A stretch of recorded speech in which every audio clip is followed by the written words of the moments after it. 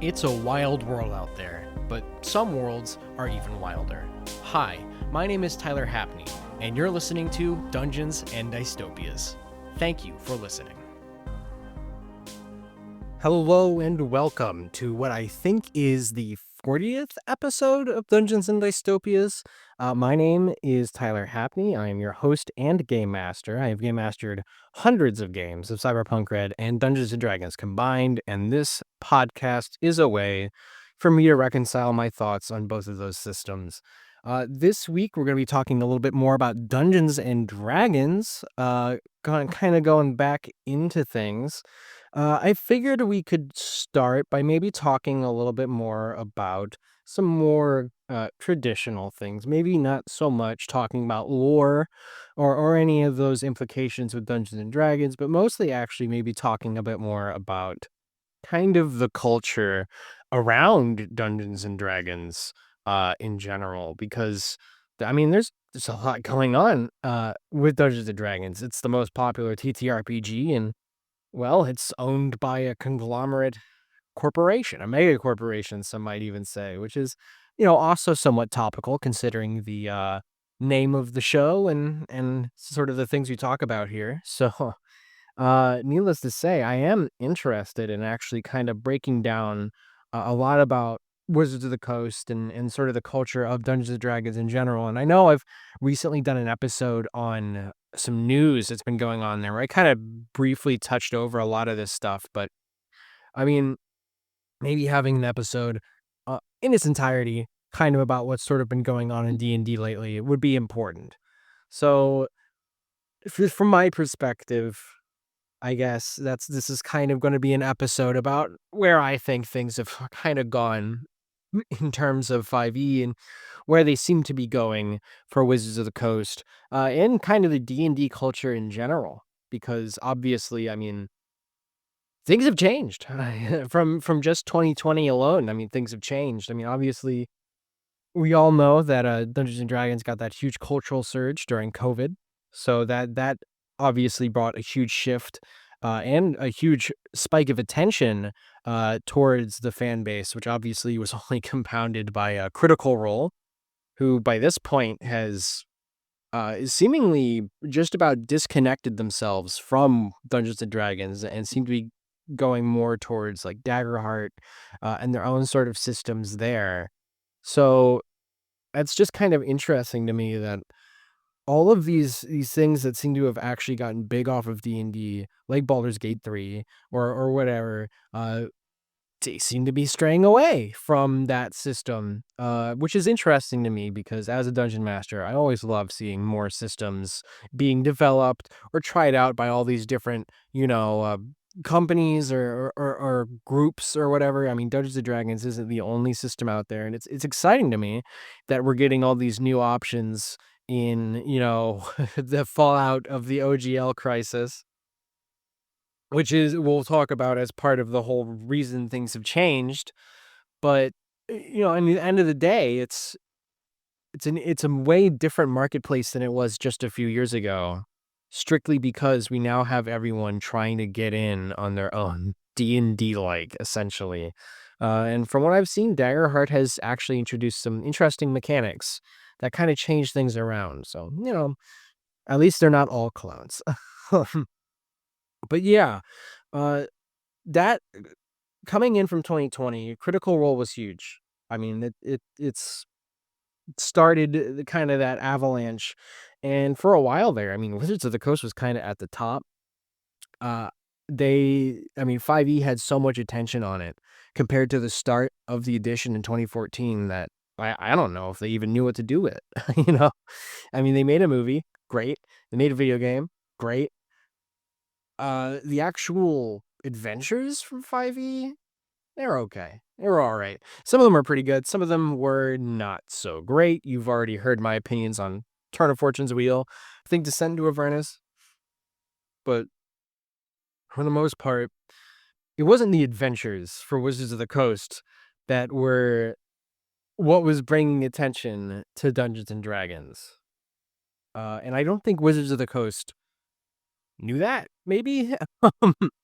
Because they seem to be in a sense, working against a lot of the people that make them money. I've already discussed the fact that during the development of Baldur's Gate 3, the story goes the Wizards of the Coast laid off like half the people Larian was working with during that whole process, which was a huge hit. It's not only Wizards of the Coast morale, but Larian morale too. I mean, they're not making another D&D title ever, probably, because Wizards of the Coast was rough to work with, apparently. And I mean, we've heard similar things like that before. It's just kind of a side effect of being owned by, shareholders and other stuff like that. People who want infinite growth out of, a tabletop role-playing game system. It doesn't really work like that. And I mean, even since the I think the last episode I did on news, they've actually updated, and they're going for a different sort of model for monetization for Dungeons and Dragons moving forward. It seems. Looks like they're going to be putting a lot more into maybe movies and games and stuff, which yeah, makes sense. I mean, if you're trying to make money off of a tabletop role playing game, yeah, sorry, you can't just sell the tabletop role playing game these days. You can't experience infinite growth like that. You have to diversify, and that's what Wizards of the Coast is doing. But at the end of the day, you also have to ask is, because they're also laying off a ton of people who are involved in the actual tabletop role-playing game itself. You have to wonder if, they're actually interested in that part of everything, or if that's just like kind of an incidental sort of, hey, this is here and it is the thing, so we got to work on it. Or whereas, they'd probably be making tons more money if they were just making video games and movies. Yeah. It's just kind of like it's an interesting idea because we've also seen an increase in the usage of AI across Wizards of the Coast products, or sorry, alleged AI. But I mean, they're using AI, man. It's especially like AI art and stuff. We have seen or alleged AI art. Sorry, I gotta use that word, alleged AI art, to in some of their books.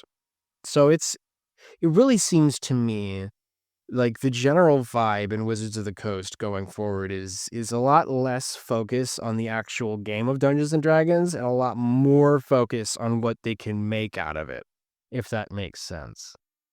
Which is okay, I guess. To me, it seems that most decent D&D campaigns are homebrew anyway. So, but at the end of the day, I mean, I don't know. I use a lot of Wizards of the Coast stuff, and lately the quality has not been there, so to speak. It's been very much to the wayside, and not so great.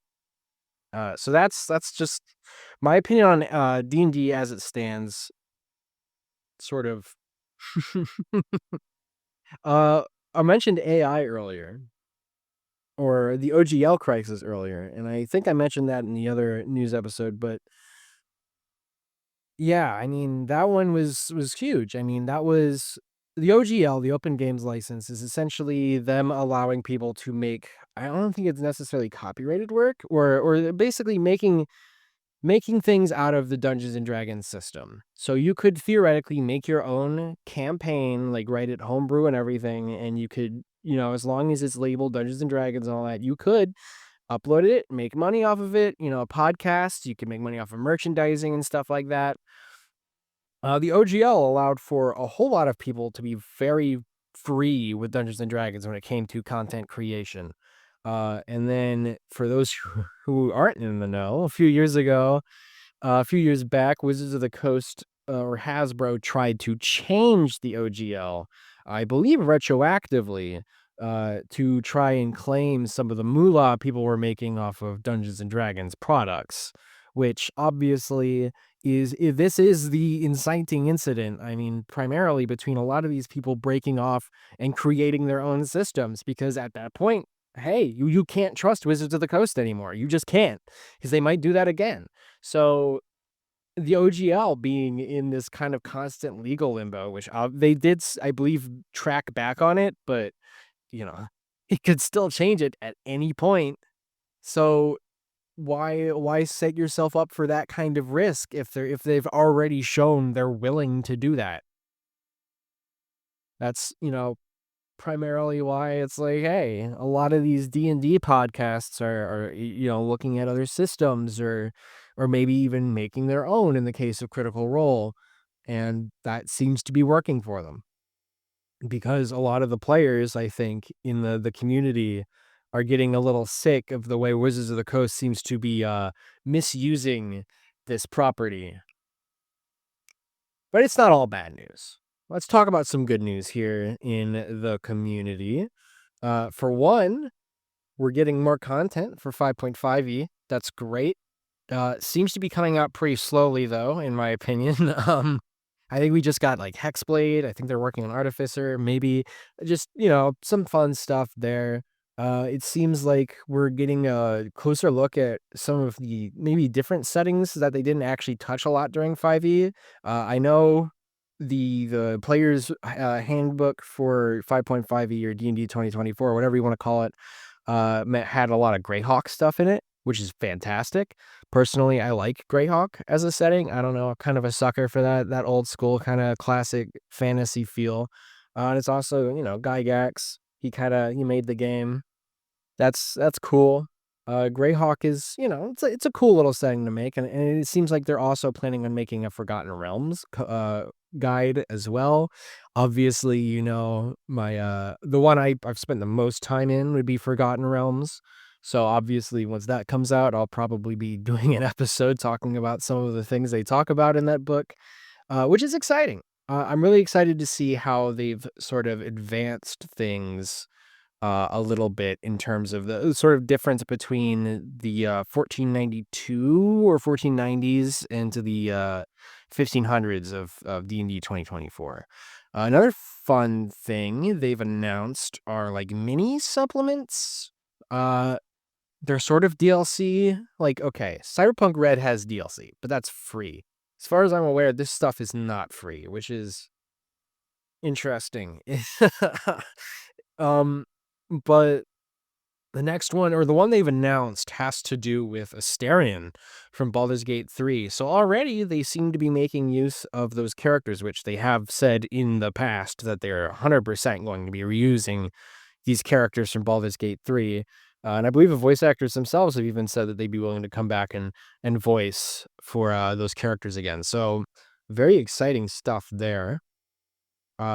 Looks like we are going to be seeing more of Astarion, Karlach, Gale, Blazel, all of that, though, in a story capacity or just as like supplements, like Tasha or Mordenkainen these days. We don't get to see them too much. And, they kind of got their own stories going on in the background. But it would be interesting to see what exactly Wizards of the Coast is planning on doing with those characters. Because obviously they have some sort of plan.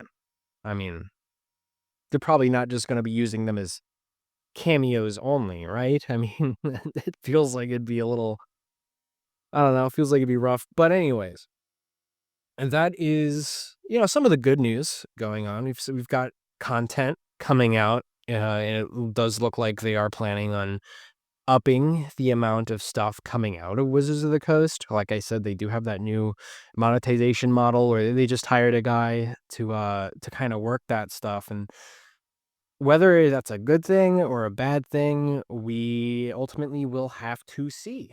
Because at the end of the day, you never know. It could really wind up becoming like a D&D sort of cash cow. Like somehow they're going to find out how to put microtransactions in your tabletop role-playing game. Like, oh man, it's filling me with a brand of skepticism that's making me kind of nervous. But at the same time, I'm sure it'll be fine. Because at the end of the day, you don't really need to even use any of the Wizards of the Coast products. You just need the rule book of whatever edition you like, and pretty much that's it. And hopefully the Wizards won't send the Pinkertons to your door if you get a book a little early. All right. Let's talk a little bit about our monster of the week. And this is interesting. I think I'm going to talk not exactly necessarily about a single monster, but a group of monsters. Something that is, well, I mean, may come up in your campaign, maybe not. Have you ever heard of Modrons? Modrons. They're classic D&D monsters from the plains. They're these little tiny robots whose names and rank depend upon how many, I guess theoretically, how many sides they have. In three dimensionals, it's a little bit more than that, but you got like duodrons, tridrons, quadrons. You get the idea. Monodrones, I think, are the circular little guys, but basically modrons are from the the outer plane of Mechanus, which is the playful plane of law, run by Primus, who is sort of this orbiter over this arbiter over the planes and the sort of lawfulness of everything. And the modrons are kind of, well, I mean, I don't I guess his little buddies, his little assistants. They're an entire society dedicated towards maintaining the order and peace of Mechanus, and not necessarily just Mechanus, but of the wider planes as a whole. Though they're not exactly guards, their role's a bit different. We'll get into that. But primarily, one important thing to know about Modrons is that the larger the number of sides they have, typically the more powerful and higher up they are in Modron society, and the less there are. For instance, there's probably only 100 or so Decatrons, which are 10-sided, and they go a little bit higher than that. But, you get the idea. As you get higher and higher, there's less and less until eventually you get to the Primus. Um, which is a cool name. You know, I like Primus. Cool band. But the name is pretty nice too. Anyways, as I mentioned earlier, there is this sort of law keeping aspect to the Modrons, and it's not through a traditional sense. It's more, well, there's this event called the Great Modron March that happens every 200 and something years. I feel like it's an exact number. I kind of forget. But either way, the Modrons all kind of get together into this big giant march, and they begin to go across all the different planes and catalog pretty much everything they come across. And the whole point behind the Great Modron March is for them to essentially detail and log any inconsistencies, or exactly kind of how the planes are doing at that time. Well, there's a ton of chaos. There's more lawfulness than anything. Maybe good is outweighing evil, or evil is outweighing good. And then when they come back to Primus, they have all of these uh, observations, and Primus will then basically set the universe right so that everything is once again neutral and even. So if there's too much good in the world, well, he's gonna make things a bit more evil. If there's too much evil, well, maybe he might balance things out to be a bit more good. You get the idea. He's doing this constantly to keep the multiverse in check, rather than, allowing it to drift too far to one side or another, which is cool. But what does that mean for Modrons? Well, in the past, many times, in fact, Wizards of the Coast has used Modrons uh, just kind of as random cameos in dungeons. They were super huge in Planes of Fortune Wheel, but there's one or two, I believe, that show up in Dungeon of the Mad Mage. And their whole shtick is that they got separated from the march, and they're just trapped down in wherever. And since it's a multiplanar expedition, you can set them anywhere. You can have a Modron lost anywhere in the world, essentially, and it would make sense. So, Terms of Fortune's Wheel uses it to great effect because as they're on this infinite march, they keep writing down these sort of things, and it winds up that there's a sort of multiplanar glitch that's created by these Modrons caught in a loop that winds up affecting your own characters very personally. So that's another thing you can do with Modrons is, they do have that potentially plane shifting capability. Uh, if you really want to get freaky with it, so to speak. But man, they're just really interesting creatures. Personality wise, I mean, they're all lawful. They talk like robots. They have all these different codes and dashes and whatever. But primarily, I think they're just a really good thing to have if you want to insert maybe a little bit of planar charm to your Planescape or your regular D&D campaign. You just have a Modron there. They're crazy little creatures, and they're very memorable looking. If you Google them, they look crazy. But yeah, Modrons, very fun. Love them a lot. But that is going to be it for us this week. Thank you for listening to me ramble about Wizards of the Coast for 20 minutes. Next week, we're going to talk a little bit more about Cyberpunk Red. And yeah, that'll be it for us this week. Thank you so much for listening.